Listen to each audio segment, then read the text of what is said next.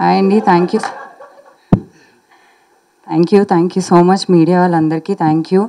And అందరికీ, మా director గారికి, మా పిఆర్ టీమ్కి, వంశీ గారికి, ప్రొడ్యూసర్స్కి, మొత్తం మా సినిమా టీం అందరికీ thank you so much. And మా ఆడియన్స్కి, అందరూ చూసి మమ్మల్ని ఆదరిస్తున్నందుకు చాలా థ్యాంక్ యూ అండి.